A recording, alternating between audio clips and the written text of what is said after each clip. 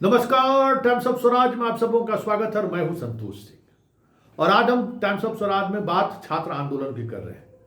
देखिए नीतीश बाबू, जिस तरीके से छात्र आंदोलन अब राष्ट्रीय फलक पर फैलता जा रहा है, ऐसा ना हो कि यह आंदोलन आपको महंगा पड़ जाए।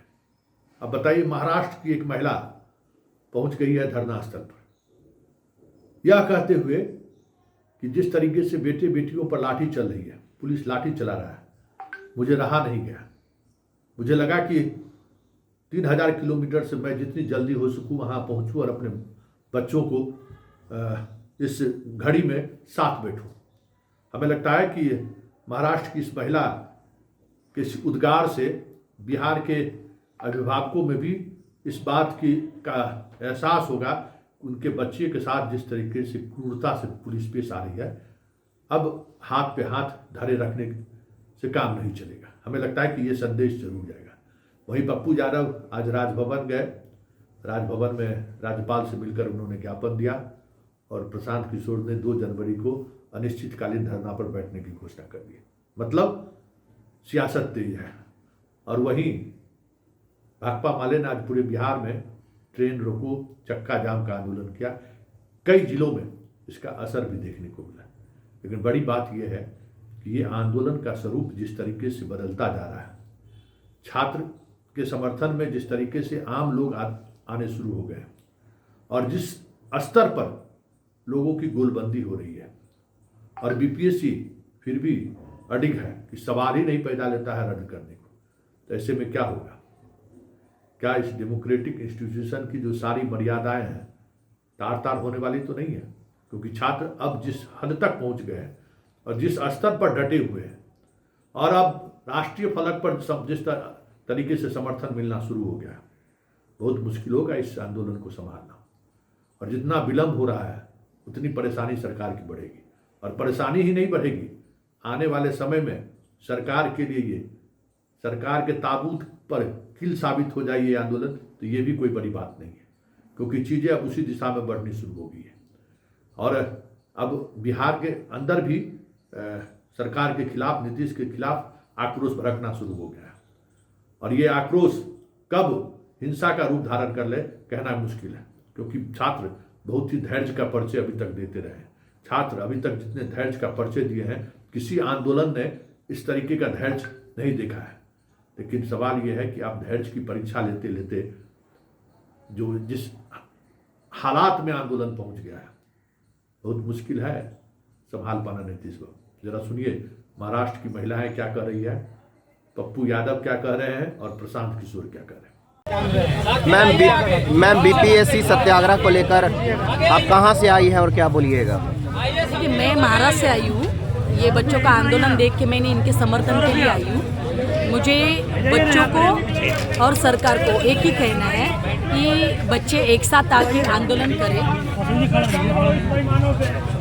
दूसरी बात है कि सरकार बच्चों की मांग सुने। अगर एक केंद्र में अगर भ्रष्टाचार हुआ है, एक केंद्र में अगर वो री एग्जाम कर रहे हैं, तो मुझे लगता है कि वो एग्जाम सब जगह पूरी री एग्जाम होना चाहिए। बहुत बड़ा केंद्र है वो भी, 18,000 स्टूडेंट। हाँ, तो वही मेरा कहना है। अगर एक जगह चोरी हो सकती है तो जरूरी नहीं कि दूसरी जगह चोरी नहीं हो सकती है। तो मुझे लगता है कि ये एग्जाम वापस होनी चाहिए। एग्जाम अपेक्षा है कि सरकार इस मामले को यहीं पर खत्म करेगी, बच्चों की बात को मानेगी, और बच्चे जो चाहते हैं जहां तक संभव हो सके उनकी बात को माना जाए। अगर सरकार नहीं मानेगी तो ये बच्चे, पूरे बिहार के युवा, जो लोग भी इन बच्चों के साथ सिंपैथी रखते हैं वो, और जो भी सरकार के इस लाठी तंत्र के खिलाफ हैं, वो सारे लोग पूरे राज्य में एक दिन भी हम लोग चैन से बैठने वाले नहीं हैं।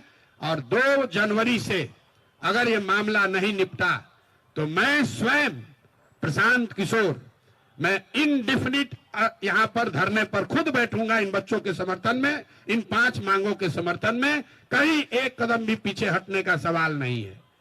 बिल्कुल आप समझ लीजिए, छात्रों का आंदोलन है, खुला है मंच, हर दल के, हर विचारधारा के लोग उसमें आते हैं। कोई कुछ बोल दिया, कोई बात नहीं है, वो छात्रों का आपस का मामला है।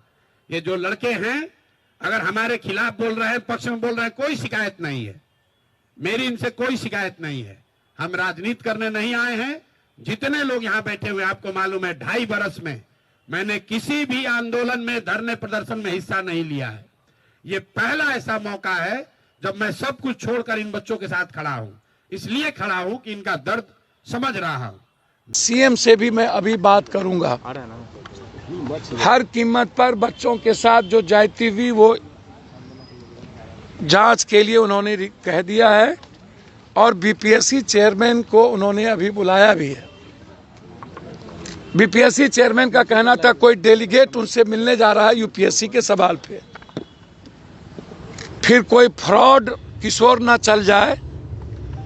इस आंदोलन को एक फ्रॉड किशोर ने बेच दिया, मुहिम खत्म कर दिया। सरकार से मिलकर के पदाधिकारी के साथ उन्होंने पैसे का साठगांठ किया और इस आंदोलन को भेज दिया और कल रात में जाके बच्चों को गाली गलौज किया, कुत्ता, कमीना, साला, कम्बल देते हैं तुमको।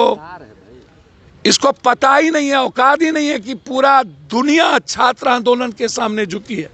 अभी बांग्लादेश का हश्र उसे याद नहीं है, भारत का हश्र उन्हें याद नहीं है। ये दौलत स्वराज पार्टी और ये फ्रॉड दुनिया का है। बिहार कभी इस गुंडे को माफ नहीं करेगा। ये गुंडा है। ये जिस तरीके से बिहेव किया है इसको एक भी छात्र माफ नहीं करेगा। बिहार का आने वाली पीढ़ी माफ नहीं करेगा। इन्हें बिहार से भागना होगा। मेरे बच्चों के साथ ज्यादती किया 3 बजे जाके गुंडों के साथ, 2 IAS IPS के साथ। इसीलिए मैंने पूरी शिकायत गवर्नर साहब से की है। पूर्णिया हाईकोर्ट बेंच के बारे में गवर्नर साहब ने स्वीकृति दी है, लिखा हाईकोर्ट बेंच को कि बिहार में एक हाईकोर्ट बेंच और स्थापित होनी चाहिए। ये 2 बड़े मुद्दे जो बीपीएससी और पूर्णिया हाईकोर्ट के मुद्दे थे जिसके लिए आज हम मुलाकात किए। और मैंने ये दोनों मुद्दे, ये पूर्णिया हाईकोर्ट है,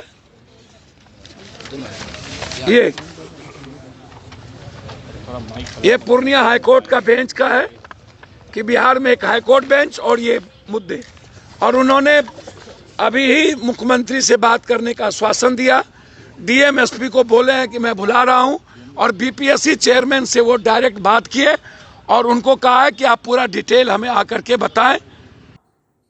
आपने सुना, उस महिला की आवाज आपने सुनी, ये महाराष्ट्र से आ गई है। कई जत्था देश के अलग अलग हिस्सों से पटना के लिए प्रस्थान कर गई है। कई लोगों से हमारी फोन से बात हुई है। सब लोग मतलब सिविल सोसाइटी अब इस आंदोलन के साथ जुड़ने के लिए पटना पहुंचने लगे हैं। तो आप सोच लीजिए, अगर इस स्तर पर आंदोलन चला और सरकार जिस तरीके से हठधर्मिता धारण की हुई है, ऐसे में क्या होगा? टकराव होगा और टकराव की स्थिति बढ़ेगी तो फिर पूरे प्रदेश में एक अलग तरीके का माहौल पैदा लेगा, और वो भी तब जब चुनावी वर्ष है। ऐसे में नीतीश बाबू कब तक कुंभकर्णी निंद्रा में सोए रहेंगे। लेकिन एक और बात है, इस पूरे आंदोलन ने जो सबसे महत्वपूर्ण बातें सामने आई हैं वो ये आई है कि नीतीश बाबू वाकई में सरकार चलाने की स्थिति में नहीं है। ये बात अब आम लोगों तक पहुंचनी शुरू हो गई है और अब हर कोई चर्चा करने लगा है कि पहले वाले अब नीतीश कुमार नहीं रहे। तो ये जो संदेश है, जिस संदेश को ब्यूरोक्रेसी के सहारे जदयू के कुछ बड़े नेता छुपाए रखना चाहते थे या फिर ये बात पब्लिक डोमेन में नहीं आए, इसको लेकर तरह तरह की योजनाओं के सहारे, यात्राओं के सहारे नीतीश पहले जैसे सक्रिय हैं, ये जो दिखाने की कोशिश हो रही थी, इस आंदोलन ने उस पूरी कोशिश की हवा निकाल दी है। और ये एक बहुत ही अलग संदेश है इस राज्य के लिए और नीतीश और जदयू और बीजेपी तीनों के लिए। बीजेपी जो चाह रही है कि हम किसी तरीके से चुनाव जीत लें, चुनाव के बाद फिर सारी चीज़ें होंगी, लेकिन उससे पहले जिस बात को लेकर सरकार हमेशा सजग रहती थी, मीडिया से दूर कर दिया नीतीश कुमार को। मीडिया से बात नहीं कर रहे हैं, महीनों हो गया। जो नियमित मीडिया से बात करने वाले व्यक्ति मीडिया से दूर हो गए, मीडिया से बात नहीं कर पा रहे हैं। बात करने की कोशिश करते हैं तो उनको रोक दिया जाता है। तो ये सारी बातें मीडिया के सर्किल में था कि ये चीज़ें हम देख रहे हैं। लेकिन अब ये बातें चर्चा होने लगी है कि सीएम हाउस में कुछ अधिकारी हैं जो पूरे सिस्टम को चला रहे हैं। सीएम हाउस में कुछ ऐसे अधिकारी हैं जो सीएम को हाईजैक करके रखे हुए हैं, सीएम तक बात को पहुंचने नहीं दे रहे हैं। ये सारी बातें ऐसी हैं जिसका असर नीतीश कुमार के पॉलिटिकल कैरियर के पर ही नहीं पड़ेगा, पूरे एनडीए पर पड़ेगा, ये भी साफ दिख रहा है। क्योंकि नीतीश का मतलब गवर्नेंस है, नीतीश का मतलब है सुशासन, नीतीश का मतलब है कानून का राज, नीतीश का मतलब है त्वरित एक्शन। लेकिन वो कुछ भी नहीं हो रहा है।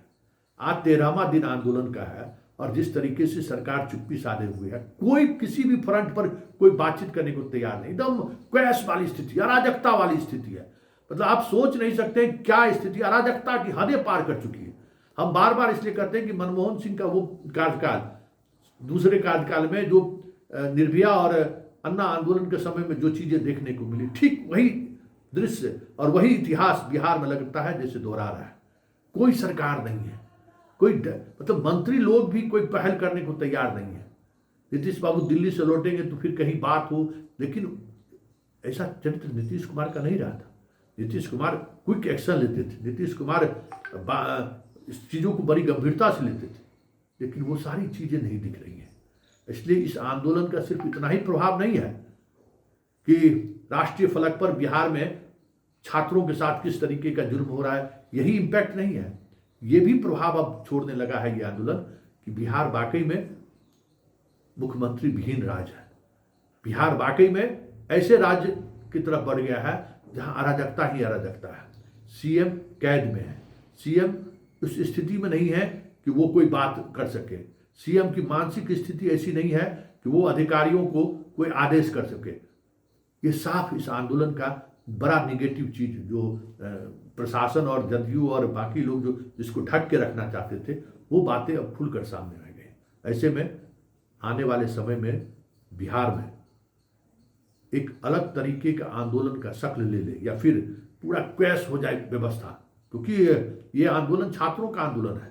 बहुत मुश्किल है वैसे भी इनको संभालना, और बात जैसे जैसे आगे बढ़ रही है छात्रों में आक्रोश बढ़ रहा है और कोई बातचीत नहीं है, डायलॉग डिलीवरी नहीं है, कोई पॉलिटिकल इंस्टीट्यूशन नहीं है, कोई नेता नहीं है कि इस आंदोलन को आए, पहल करे, बात करे।